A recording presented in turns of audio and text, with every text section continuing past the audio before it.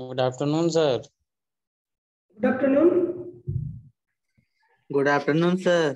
Afternoon. Afternoon sir. Afternoon.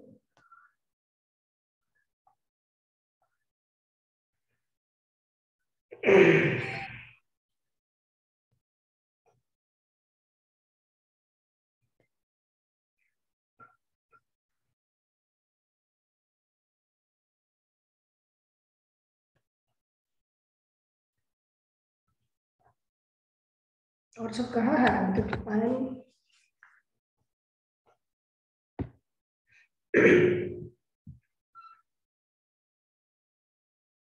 आप homework की जगह लिख देते हैं इंडस्ट्रियल मैनेजमेंट तो 30 को 35 को हो जाता। अच्छा अच्छा। ओ Yes, फिर sir. मतलब रिवीजन क्लास चल रहा है इसीलिए नहीं ना। अच्छा ठीक है, कोई बात हाँ नहीं। सर। बस जिसको है इंटरेस्टेड, जो रिवीजन क्लास करना चाहता है उसके लिए है, और जो आया है उसको मतलब कि पढ़ना है, सिखाएंगे पढ़ाएंगे, कोई दिक्कत नहीं है। तो सभी को पता है कि होमवर्क क्या है? Yes sir. यस सर, सही है। तो बताइए होमवर्क क्या है? सर होमवर्क ये टेम्पोररी स्ट्रक्चर। बिल्कुल सही, ठीक है। नेक्स्ट सर, और होमवर्क से घर को ढालते हैं सर, मोड़ देते हैं स्लैब शेप। डालते हैं ना सर, पहले फॉर्मवर्क का यूज करेंगे, इसके बाद इस कंक्रीट डालेंगे उसमें। ठीक है। Yes sir. और कुछ? सर उसका टाइप होता है होमवर्क का, पहले स्टील होता है, प्लास्टिक का होता है सर, बिल्कुल ठीक है। नेक्स्ट और वुड का होता है सर। वुडन पीस, हाँ वुडन का भी होता है, ठीक। और सर वो कंक्रीट से मोल्ड किया रहता है ना सर? कंक्रीट से मोल्ड किया रहता है, ये कहाँ पे तुम मतलब तुमको कौन पढ़ाया ये कि कंक्रीट से मोल्ड किया हुआ रहता है होमवर्क? सर हम देख सर कहाँ देखे थे? सर जो पहला स्टम क्लास कर रहे थे ना सर, तो एक बार ऐसे ही खोल के देखे थे क्या फॉर्म के बारे में। तो कि उसको कंक्रीट से पहले बड़ा ठीक किया जाता है?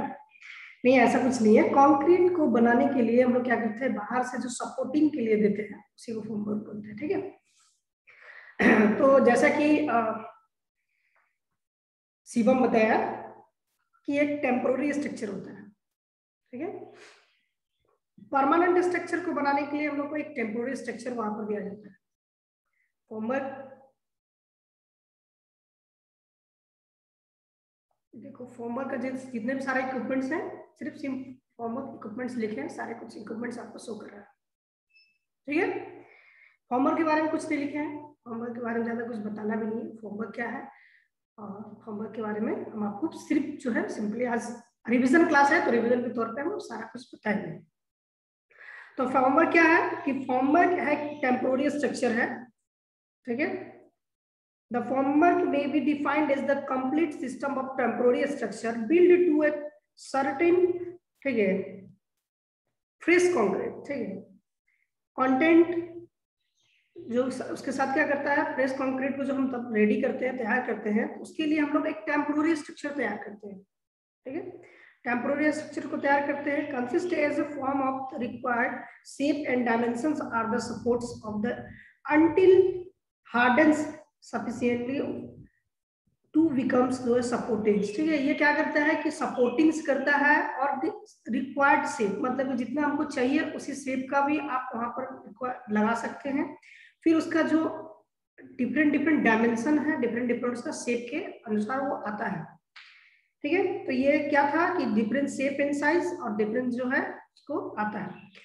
अब है दूसरा पॉइंट क्या है फॉर्मवर्क का, कि formwork is also known as shuttering, ठीक है, जिसको शटरिंग बोलते हैं। इसको दूसरा जो है इसको शटरिंग वगैरह भी इसको बोलते हैं। The forms are casting, precast unit is called mould, ठीक है। यहाँ पर कह रहा है कि जहां पर हम लोग कास्टिंग और प्रीकास्ट, जो प्रीकास्टिंग के लिए प्रीकास्ट के लिए जो कास्टिंग करते हैं, उसके लिए क्या करते हैं कि हम एक मोल्ड तैयार करते हैं, ठीक है।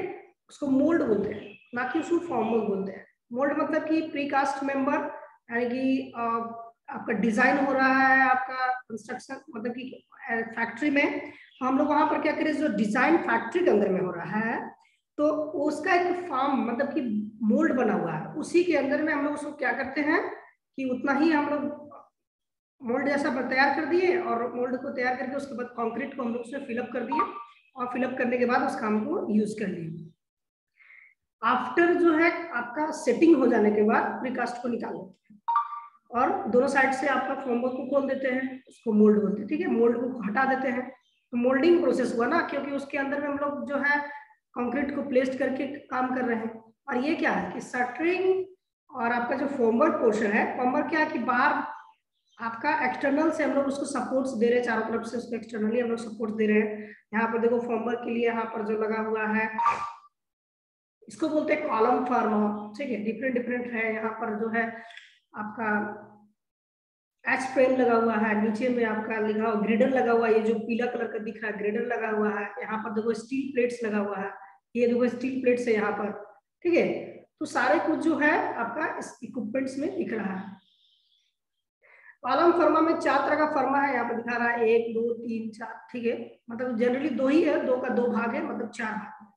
मतलब एक पतला में भी आता है और एक मेटल थोड़ा मोटा डायमेंशन में आता है, जिसके हिसाब से हम लोग उसको यूज करते हैं। फिर यहाँ पर देखो कि यहाँ पर सपोर्टिंग्स के लिए बीम जैसा कुछ दिख रहा है। ठीक है, तो उसको हम लोग बोलते हैं आपका स्टील प्रॉप्स। ठीक है, सारे कुछ आपको एक एक करके दिखाएंगे, एक एक करके समझाएंगे। फिर स्टील प्रॉप्स हो गया, फिर टेलीस्कोपिक प्रॉप्स भी आता है, फिर आपका टेलीस्कोपिक प्रॉप्स हो गया। तो ये सब जो है आपको सपोर्टिंग्स के लिए जब इसका यूज करते हैं। तो यहाँ पर हम लोग कहा थे कि a part of the form work which consist of shuttering. ठीक है, वो हो गया था, मोल्ड वाला भी हो गया था ना, हाँ मोल्ड हो गया था। The part of the form work is consist of seating and immediate supportings of the Stephen member। ठीक है, stiffen member is called a form. मतलब कि जितने भी सारे जो सपोर्टिंग्स मेंबर के लिए सीट्स है और जो सपोर्टिंग्स पोर्शन है उसको हम लोग क्या बोलते हैं, forms. A part of the form work is the supports the forms usually to a larger structure as called a false. ठीक है, फॉल्स वर्क। वहां पर हम लोग क्या करते हैं कि एक फॉल्स वर्क हम लोग वहां पर वर्क करते हैं, जो हम लोगों का वर्क होता है वहां पर फॉल्स वर्क वहां पर होता है।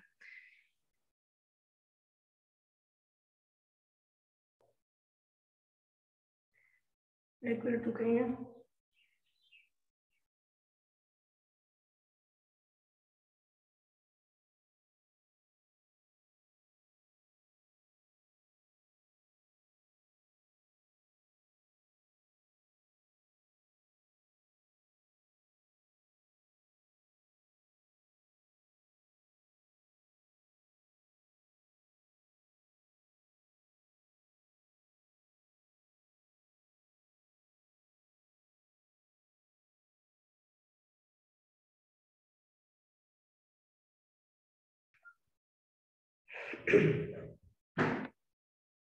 फिर है नेक्स्ट है आपका the material use for the form work of largely depends upon the ability for the coast usually to timber।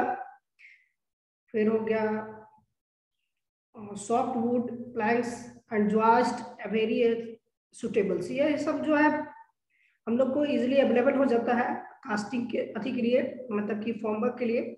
However, the big project then the forms are the repeatedly steel formworks is commonly used। ठीक है, तो यहाँ पर हम लोग जहां पर देख रहे हैं कि आपका कह रहा है कि इसमें कि हम लोग जब भी मटेरियल्स में यूज का बात कर रहे हैं तो हम लोग बोल रहा है कि जो कॉमनली यूज है, हम लोग जो ज्यादातर यूज क्या किसका करते हैं, तो स्टील फॉर्मवर्क का। यहाँ पर बहुत सारे जो फॉर्मवर्क है, जैसे कि आपका हुआ टिम्बर फॉर्मवर्क, फिर प्लास्टिक फॉर्मवर्क, फिर है आपका स्टील फॉर्मवर्क। ठीक है, फिर ये सब जो है एल्युमिनियम फॉर्मवर्क, ये सब जो डिफरेंट मटेरियल का है। लेकिन हम लोग कॉमनली यूज किसका करते हैं, तो आपका स्टील फॉर्मवर्क का। क्यों करते हैं, तो इसमें क्या है कि ये कम कॉस्ट में और कम इजिली हम लोग को अवेलेबल हो जाता है। देखो इसमें क्या होता है कि जब टिम्बर फॉर्मवर्क और स्टील फॉर्मवर्क दोनों में यूज करेंगे तो दोनों में डिफरेंस क्या है? डिफरेंस यही है कि दोनों में जो आपका टिम्बर का जो हम लोग जो डिफेक्ट्स पढ़े हैं उसमें क्या मॉइस्चर कंटेंट होता है, मॉइस्चर को कांटेक्ट कर लेता है, वाटर को आपका एब्जॉर्ब कर लेता है, साथ ही साथ जो होगा कि ज्यादा लोड पड़ने पे उसके डिफॉर्म चेंज हो जाता है, साथ ही साथ उसमें और एक चीज है कि वो कप जैसा शेप बना देता है और कुछ खुरदरा रहता है, प्लेन स्मूथ सरफेस नहीं देता है। तो ये सब जो है हमको कंक्रीटिंग जब कर रहे हैं तो उस दौरान में हम लोग को ये सपोर्ट करता है जो स्टील प्लेट्स है और जो स्टील फॉर्मवर्क है वो जैसा डायमेंशन का दिखेगा और जैसा उसका प्लेन स्मूथ सरफेस रहेगा बिल्कुल वैसा ही आपका वॉल का जो पोर्शन है वो आपको दिखेगा। ठीक है, तो इसके लिए ज्यादातर हम लोग यूटिलाइज जो करते हैं आपका स्टील फॉर्मवर्क करते हैं। फिर साथ ही साथ जहां पर जो टिम्बर फॉर्मवर्क और आपका स्टील फॉर्मवर्क है, तो टिम्बर फॉर्मवर्क में क्या है कि फॉर्मवर्क में टिम्बर में क्या करते हैं कि जब हम लोग उसको शेप एंड साइज मार्केट में अवेलेबल नहीं होता है, हमको उसको लाकर खुद से क्रिएट करना पड़ता है। हर एक पोर्शन के लिए, हर एक पॉइंट के लिए, हर एक अलग अलग जो है वहां पर फॉर्मवर्क के लिए हम लोग वुडन पीस को लगाते हैं। ठीक है, अगर कोई पोर्शन जो है कुछ छोटा पड़ रहा तो कुछ काट कर वहां पोर्शन लगाते हैं, कुछ आपका बड़ा पोर्शन हो जाता है उसको काट देते हैं। ठीक है, तो इस तरह से क्या होता है कि उसमें जो फॉर्मवर्क का यूज कर रहे हैं तो फॉर्मवर्क में वो बहुत जल्दी डिस्ट्रॉय हो जाता है, बहुत जल्दी वो खराब हो जाता है, बार बार उसको छोटे छोटे टुकड़े करना पड़ता है, जिसके वजह से वो फॉर्मवर्क जो होता है कि आपका ड्यूरेबल लंबे टाइम तक नहीं हो पाता है। मतलब एक प्लेट, एक जो हम लोग को पटरा लेके आया है या फिर ज्वाइस्ट वगैरह लेके आया है, ज्वाइस्ट का रिक्वायरमेंट जितना लेंथ का पड़ रहा है, ठीक है, और उससे वो बड़ा है और रूम के अंदर से हम लोग उसको दे रहे हैं, अगर दीवार खड़ा कर दिए हैं तो दीवार के सपोर्ट्स में उसको बाहर निकाल सकते हैं। लेकिन वैसा पोर्शन जहां पर हम उसको नहीं कर सकते हैं तो उस पोर्शन में वो क्या करना पड़ेगा, उसको कट करना पड़ेगा, तो मेरा ये लॉस हो गया। तो ये सब जो है आपका टिम्बर फॉर्मवर्क और इसमें स्टील फॉर्मवर्क में यही है। आपका क्या है, स्टील फॉर्मवर्क में उस साइज का नहीं है तो उसका एडजस्टेबल आता है, आप उसको एडजस्ट कर सकते हैं अपने अनुसार, उसको हाइट को एडजस्ट कर सकते हैं, उसका आपका उसका जो जॉइस्ट को एडजस्ट कर सकते हैं, एडजस्टेबल स्पेंस वगैरह स्पान वगैरह आता है, फिर एडजस्टेबल आपका बहुत सारे स्टील प्रॉप्स आता है जिसमें कि एडजस्ट कर सकते हैं कितना हाइट तक देना है, कितना आपका तक देना है। तो इस तरह से हम लोग जो फॉर्मवर्क का इसका यूज करते हैं। अब है नेक्स्ट पॉइंट है रिक्वायरमेंट ऑफ गुड फॉर्मवर्क। जो अच्छे फॉर्मवर्क का हम लोग जो यूज कर रहे हैं, ठीक है, उसका क्या क्या रिक्वायरमेंट है, तो क्या क्या हम लोग को उसमें ध्यान देना है। तो जो फॉर्मवर्क है उसमें का कहता है कि जो सरफेस होता है यहाँ पर, the surface of the formwork should be smooth, इसका सरफेस क्या होना चाहिए, स्मूथ होना चाहिए। साथ ही साथ it should be afford easy a stripping, ठीक है, इजी होना चाहिए, इजीली हम लोग जहां पर उसको एडजस्ट करना चाहेंगे उस तरह से वो एडजस्टेबल होना चाहिए।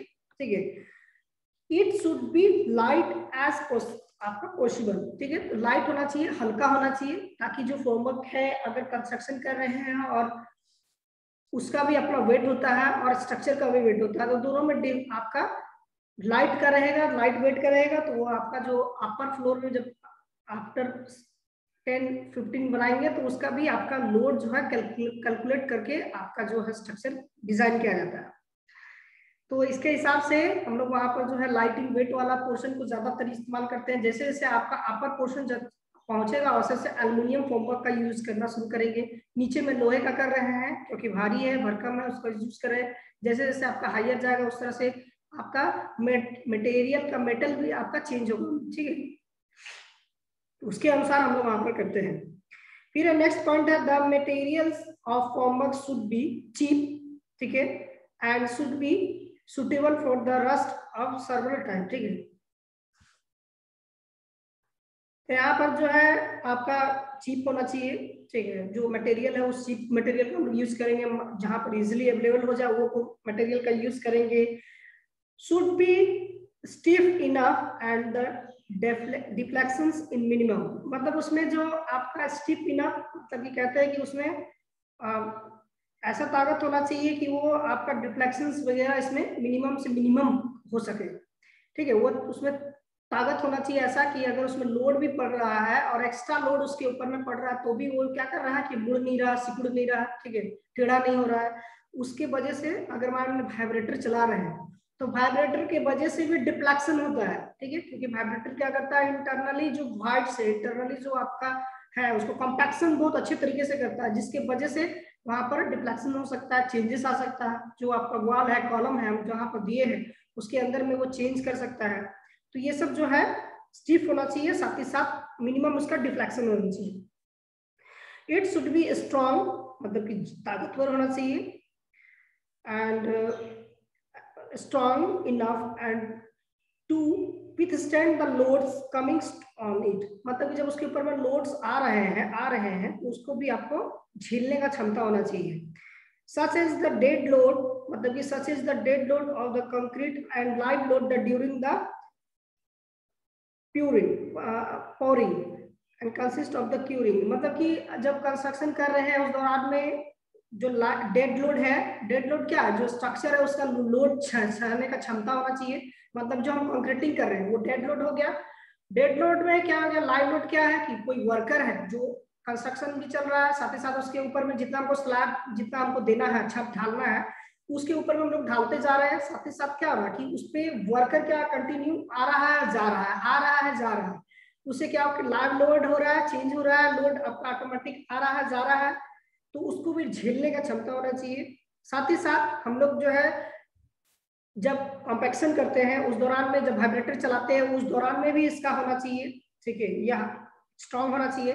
साथ ही साथ क्यूरिंग पीरियड, मतलब कि जब हम लोग जरूरत के हिसाब से वाटर इस पे देते हैं, क्यूरिंग करते हैं, तो उस वाटर देने के लिए वाटर का भी जब हम उसके ऊपर में प्रोवाइड करते हैं तो उसका भी अपना खुद का लोड होता है। उसके साथ साथ जो वर्कर वहां पर आपका क्यूरिंग कर रहा है उसका भी अपना लोड होता है, जो मशीन से कर रहे हैं उस मशीन का लोड होता है। बहुत सारा ऐसा पोर्शन होता है जहां पर हम लोग को मशीन के थ्रू हम लोग करना पड़ता है, उस हिसाब से हम लोग वहां पर इस सारे जो लोड है वो आपका झेलने का क्षमता होना चाहिए। तो यहाँ पर हम लोग जो है रिक्वायरमेंट्स ऑफ गुड फॉर्मवर्क, अगर आपसे पूछा जाए कि रिक्वायरमेंट्स ऑफ गुड फॉर्मवर्क, तो आप यही सब बताएंगे कि उसका जो सरफेस होना चाहिए वो आपका स्मूथ होना चाहिए और इजीली आपका अफोर्ड इजीली अनस्टिपिंग हो गया। और यहाँ लाइट इन वेट तीसरा हो गया, जो material formwork should be cheap, मतलब सस्ता होना चाहिए, और इसको जो सेवरल टाइम मतलब कि suitable for the reuse several time, मतलब कि ऐसा मटेरियल जिसका रीयूज हम लोग बार बार कर सके, सेवरल टाइम, अधिक से अधिक टाइम जो है उसका यूज कर सके, ठीक है। It should B stiff enough, मतलब कि बोला गया कि स्टिफ इनफ, डिफ्लेक्शंस वगैरह बहुत कम से कम होना चाहिए, ठीक है। और बोला गया कि इसमें लाइव लोड डेड लोड करने के लिए इसमें जो ताकत होता है, जो स्ट्रॉन्ग होता है, ये क्षमता होता है, उसमें होना चाहिए। तो ठीक है, इतना सारा जो हम लोग देखे कि ये आपका फॉर्मवर्क का बात किए थे। अब फॉर्मवर्क डिफरेंट टाइप का होता है, स्टील फॉर्मवर्क, फिर वुडन फॉर्मवर्क, फिर स्लीप फॉर्मवर्क, ठीक है, तो आपका एल्युमिनियम फॉर्मवर्क। तो सबसे पहला है आपका स्टील फॉर्मवर्क। स्टील फॉर्मवर्क क्या है कि स्टील फॉर्मवर्क जो होगा, जो मेनली आपका जो मटेरियल होगा वो स्टील से बना हुआ होगा, ठीक है। This type of the formwork welded used to a situations where the work of large of the mould, ठीक है, large and the mould has been used to respectfully, ठीक है। तो कह रहा है कि हम लोग जो यूज कर रहे हैं कि वेल्डेड पोर्शंस में वेल्डेड करके इसको हम लोग बनाते हैं और बनाकर इसको बड़ा से बड़ा और आपका मोल्ड साइज का भी हम लोग इसमें यूज करते हैं। The normal particles steel forms is fabricated forms steel sheets is strengthened, ठीक है, strengthened with angle ion and clipped together to easy to together by the key of wedges, मतलब कि कह रहा है कि जो स्टील का होगा पार्टिकल, उसमें जो नॉर्मल पार्टिकल जो है स्टील फॉर्मवर्क का, वो फैब्रिकेटेड के साथ साथ क्या होना चाहिए कि ये लॉकिंग सिस्टम में भी होना चाहिए, इसमें की वगैरह प्रोवाइड किया होना चाहिए ताकि अच्छे वहां से हम उसको अच्छे से लॉक कर सके। उसको लॉक करने के लिए अलग से मटेरियल प्रोवाइड करके लॉक कर सकते हैं, ठीक है। इस तरह से आपका स्टील फॉर्मवर्क लॉक करते हैं। तो पहला में क्या बताया कि वेल्डेड होना चाहिए, दूसरा में क्या होना चाहिए कि अच्छे फॉर्मवर्क जो प्री फैब्रिकेटेड जहां पर हम लोग कर रहे हैं, फॉर्म्स कर रहे हैं, उस पोर्शन पे हम अच्छे प्रकार से लॉकिंग वगैरह भी कर सकते हैं।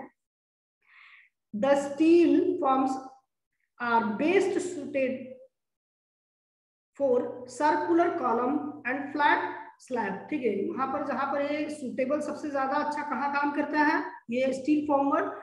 तो स्टील फॉर्मवर्क बेस्ट जो होता है वो आपका सर्कुलर कॉलम, जहां पर आपका गोल वाला जो कॉलम बनता है, उस पोर्शन पे सर्कुलर कॉलम जब बनता है उस जगह स्टील फॉर्मवर्क सबसे ज्यादा मतलब कि अच्छा काम होता है वहां पे। फिर फ्लैट स्लैब मतलब कि जहां पर आपका फ्लैट नॉर्मल जो हम लोग स्लैब बना रहे हैं या फिर आपका छत ढाल रहे हैं, नीचे फ्लैट प्रोवाइड कर रहे हैं, तो उस पोर्शन पे हम लोग क्या करते हैं, स्टील फॉर्मवर्क का सबसे ज्यादा यूटिलाइज करते हैं और इसका यहाँ पर जो है कह रहा है कि सुटेबल होता है। फिर कुछ एडवांटेज है स्टील फॉर्मवर्क का, तो देख लेते हैं एडवांटेज ऑफ स्टील फॉर्मवर्क। तो फर्स्ट पहला क्या था कि जो कोई भी फॉर्मवर्क होना चाहिए उसका सरफेस कैसा होना चाहिए, तो स्मूथ होना चाहिए। तो फर्स्ट पॉइंट वही हो जाएगा कि दे गिव्स, आराम से चलेगी।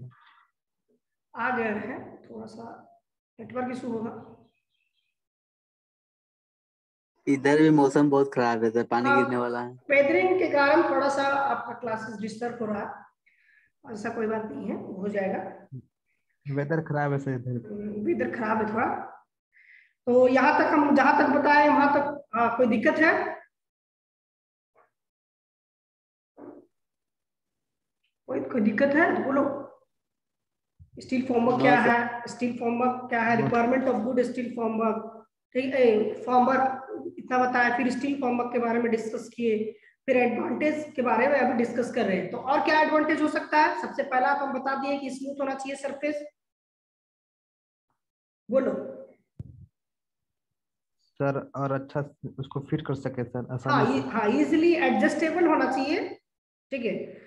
जब they can be easy erect and do not need for any adjustment for the unit of standardised, ठीक है। मतलब क्या रहा है कि जब उसको हम लोग खड़ा कर रहे हैं, ठीक है, इजिली इरेक्टेड मतलब क्या होता है, खड़ा करना, is not needed to adjustable for the unit of stabilisation standardisation, ठीक है। स्टैंडर्डाइजेशन जब हम लोग एडजस्टेबल का जरूरत यहाँ पर हम लोगों को नहीं पड़ता है, नहीं पड़ना चाहिए, ठीक है, वहां पर नहीं होता है क्योंकि हम लोग खड़ा कर रहे हैं उस पोर्शन पे।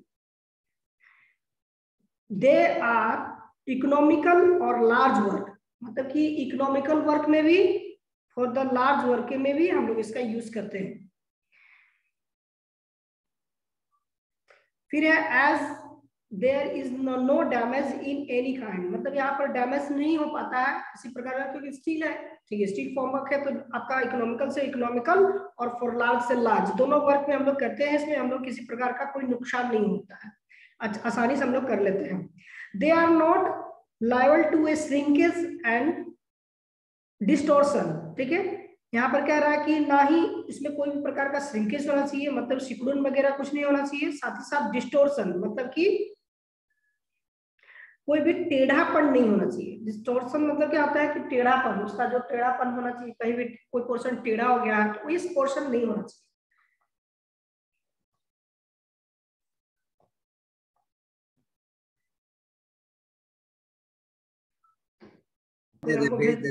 हाँ फिर हमको भेज देना, ठीक है। थोड़ा वेदर इम्पैक्ट के कारण, ठीक है, तुम लीव करो, जिसको है और जो जिसको अभी पढ़ना है वो रुक सकता है, हम पढ़ाएंगे। फिर इसके साथ क्या है, श्रिंकेज और डिस्टॉर्शन हो गया। दे आर नॉट आपका danger for the formwork for aberrations for the moistures and moisture for the concrete, ठीक है। यहाँ पर मॉइस्चर जब होता है तो उसके दौरान में यहाँ पर कोई किसी प्रकार का कंक्रीट में चेंज नहीं आता है, मतलब कि जो स्टील फॉर्मवर्क है तो क्या करेगा, वाटर जो होगा आपका अदर किसी भी चीज करेगा तो क्या करेगा, वाटर को एब्जॉर्ब कर लेगा, खींच लेगा। लेकिन यहाँ पर क्या होगा कि वाटर को नहीं खींचेगा क्योंकि स्टील है, ठीक है। इसके साथ नो हो गया। फिर इसके साथ और एक चीज है कि इसका एडवांटेज क्या है कि इसको अनस्किल्ड लेबर भी आसानी से इसको लगा देता है, देखकर समझ जाते हैं कि इसको स्टील फॉर्मवर्क को कैसे लगाना है, ठीक है। स्टील फॉर्मवर्क को आसानी से कोई भी वर्कर इसको लगा सकता है, ठीक है। तो ये अनस्किल्ड लेबर भी इसका एक्शन कर सकता है। They are used for the number of times, ठीक है। यहाँ पर इसका एडवांटेज और एक चीज क्या है, इसको जितना अधिक से अधिक टाइम यूज कर सकते हैं, ये नंबर ऑफ टाइम्स इसका यूज कर सकते हैं स्टील फॉर्मर का।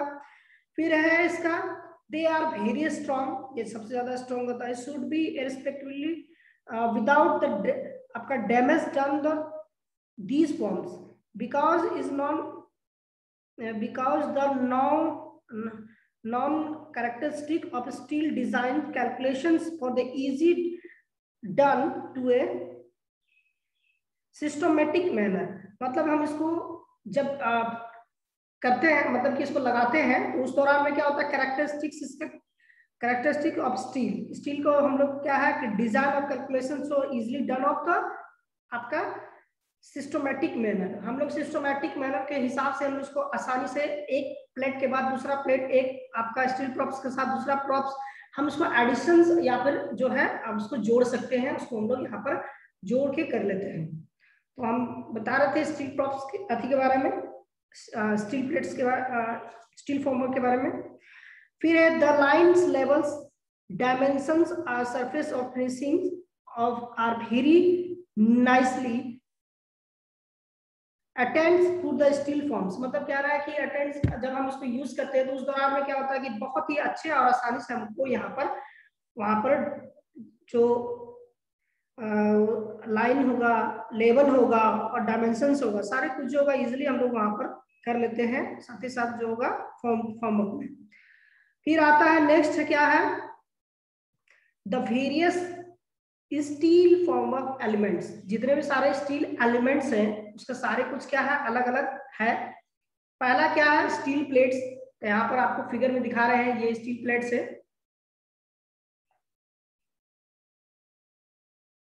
ये स्टील प्लेट्स है, इसका डिफरेंट साइज में मार्केट में अवेलेबल है, ठीक है। इसका जो साइज है वो आपका मार्केट में डिफरेंट साइज का अवेलेबल है। पहला क्या है 90 centimetre into 60 centimetre into 25 centimetre, यानी कि इधर से भी आपका 90 सेंटीमीटर, इधर से भी आपका 90 सेंटीमीटर, और ये जो 25 सेंटीमीटर है ये आपका डायरेक्शन, यानी कि स्क्वायर्ड वाला पोर्शन आएगा, ठीक है, स्क्वायर नहीं रेक्टेंगुलर हो जाएगा।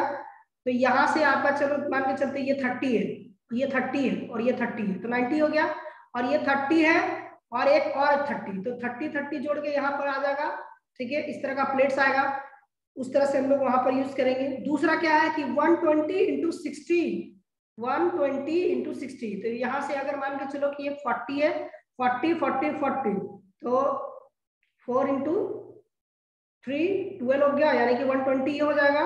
साथ ही साथ ये 60, यानी कि यहाँ पर एक और जुड़ेगा, मतलब ये थोड़ा सा और जुड़ेगा, मतलब कि ये 40 हो जाएगा तो 20 और जोड़ना है 60 के लिए। तो इस साइज का आपका मार्केट में मतलब कि इस टाइप साइज का आता है। और 25 जो इसका है, ठीक है, इसका जो विड्थ साइज है, यानी जो इसका जो साइज है, विड्थ साइज है, उसका जो 25 सेंटीमीटर सभी का है। साथ ही साथ जो होगा 45 इंटू 90, दो तरह इस प्रकार का आएगा, 90 इंटू 45 यानी कि 90 का हाफ 45 उस तरह का आएगा, यानी कि एक होगा फुल एक होगा हाफ, उस तरह से छोटा आएगा, मार्केट में अवेलेबल है। और एक होगा 23 इंटू 90, ये भी एक साइज का मार्केट में अवेलेबल है। अगर आप इसको इंचीज में जाना चाहते हैं यानी फीट में जाना चाहते हैं तो 3 फीट, पहला होगा 90 इंटू 60 इंटू 25, वो होगा क्या 3 फीट से 2 फीट और 1 फीट, ये 3 फीट 1 फीट और 2 फीट में आएगा। और 120 और 60 हो गया और 25, ये क्या होगा कि 4 फीट 2 फीट और 1 फीट, ये 3 तरह का ये फीट में आएगा। 45 क्या होगा कि 1 फीट और 6 इंचेस, यानी कि 1.5 फीट और 3 इंच, और उसके बाद 90 हो गया तो 3 इंच और 1 फीट, यानी 25 सेंटीमीटर, मतलब कि 1 इंच। यहाँ पर होगा कि आपका 0.9 यानी कि 9 इंच, फिर होगा 3 फीट, 9 इंच 3 फीट और 1 इंच, मतलब इसके हिसाब से ये मार्केट में अवेलेबल है। सेकेंड जो आता है एच फॉर्म, ठीक है, तो एच फॉर्म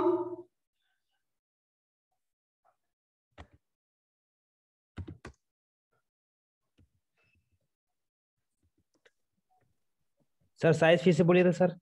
साइज क्या है इसका कि यस सर लिख देते हैं। फर्स्ट है 90 इंटू 60 इंटू 25,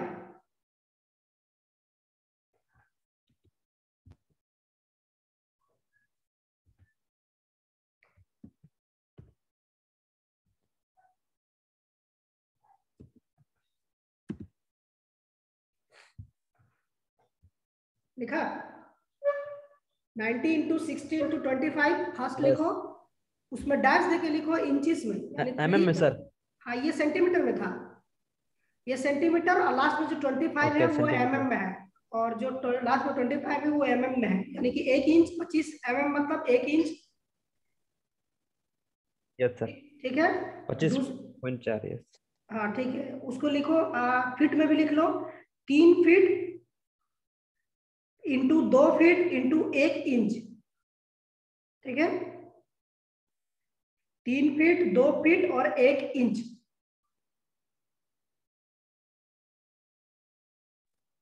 यस सर लिख लिया, 3 feet into 2 feet into 1 inch.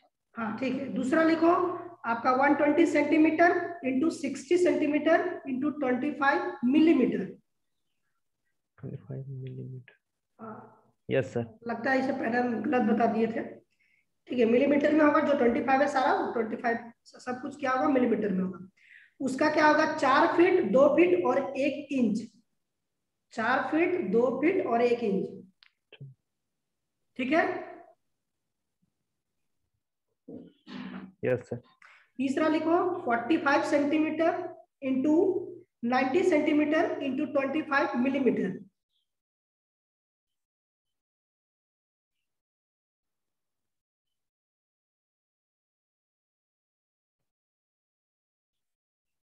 हो गया? Yes sir. इसको फीट में लिखो 1 पॉइंट, मतलब कि 1 inches 1 feet 6 inch, 1 feet 6 inch into 3 feet into 1 inch, ठीक है। Yes sir. नेक्स्ट लिखो 23 into 23 centimetre into 90 centimetre into 25 millimetre mm।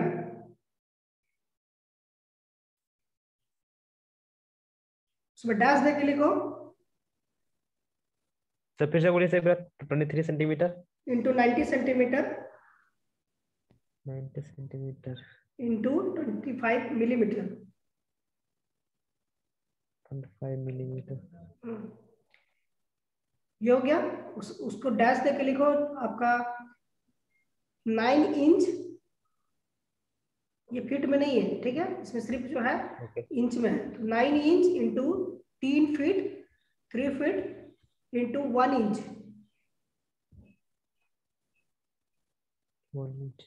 ठीक है, ये हो गया। ये सारे कुछ क्या था आपका स्टील प्लेट्स का साइज था, स्टील प्लेट्स का। अब इसका यूज क्या होता है, तो स्टील प्लेट्स का यूज हम लोग करते हैं कि आपका कॉलम्स में, वॉल में और आपका स्लैब में, ये 3 जगह पर, ज्यादातर 2 ही जगह पर होता है, क्योंकि यहाँ पर वॉल जो आपका बनाया जाता है वो वॉल ब्रिक का बनता है, इसलिए वॉल में हम उसको यूज बहुत कम करते हैं। लेकिन अगर जहां पर हमको रिक्वायरमेंट है कि वॉल पोर्शन में भी हम उसको खड़ा करके उसमें जो है वॉल बनाने के लिए, तो वहां पर भी हम इसका स्टील प्लेट्स का यूज कर सकते हैं, ठीक है। नेक्स्ट है आपका एच फॉर्म, ठीक है, एच फॉर्म्स आ गया।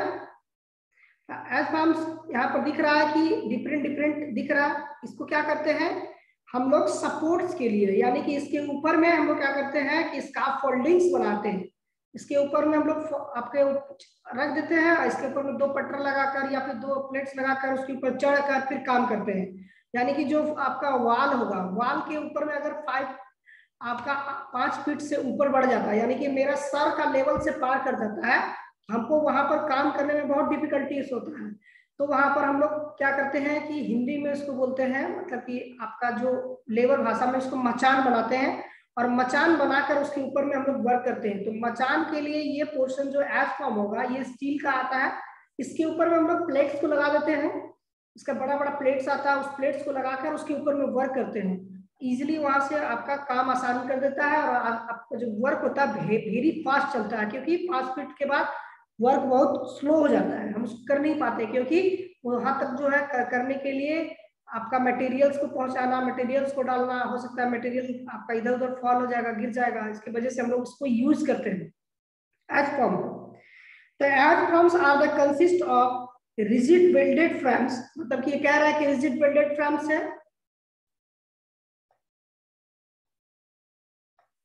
क्या है ये रिजिड वेल्डेड फ्रेम्स है, दो इसमें वेल्डेड है और एडजस्टेबल है, हम इसको इजीली एडजस्ट कर सकते हैं, यानी कि दोनों को आपस में जोड़ सकते हैं, मोड़ सकते हैं, रख सकते हैं कहीं भी, आप इसको एडजस्टेबल होता है।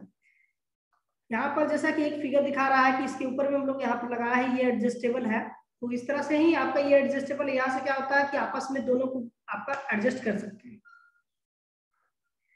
तो यहाँ पर क्या हो गया कि these forms are consist of rigidly welded frames made of the 3 vertical or 2 or more आपका 2 or more horizontals, यानी कि 2 वर्टिकल, यानी कि यहाँ 2 साइड में हम लोग वर्टिकल लगाए, इसके ऊपर में हॉरिजॉन्टल जितना प्लेट्स चाहेंगे इसके ऊपर में हम लोग प्रोवाइड कर सकते हैं, 2 या 2 से अधिक इसमें हॉरिजॉन्टली हम इसे प्रोवाइड कर सकते हैं।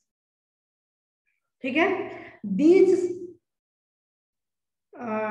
these inches types of cross bracing are the provided in these forms of welded, मतलब ये सब कुछ हम इसको डाल के यहाँ पर करके वेल्डेड करके इसको हम लोग यूज करते हैं।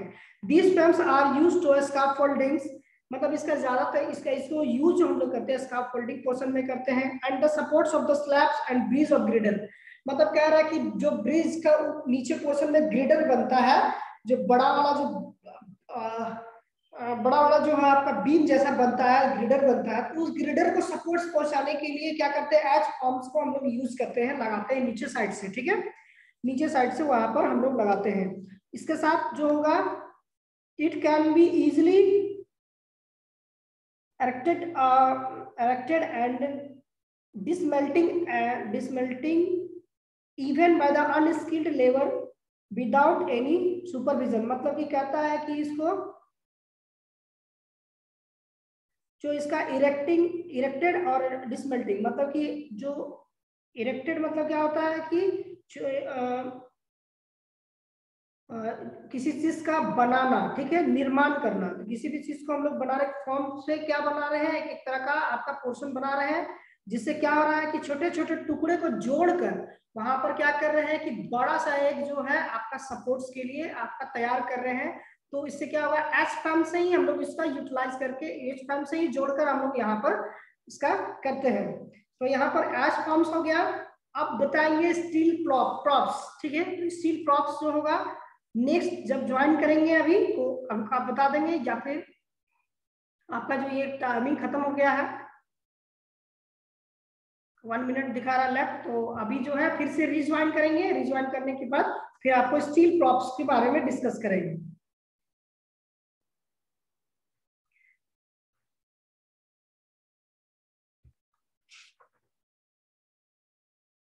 यहाँ तक में किसी को कोई दिक्कत होगा तो नेक्स्ट क्लास में पूछ सकते हो कि एच कम्स स्टील प्लेट्स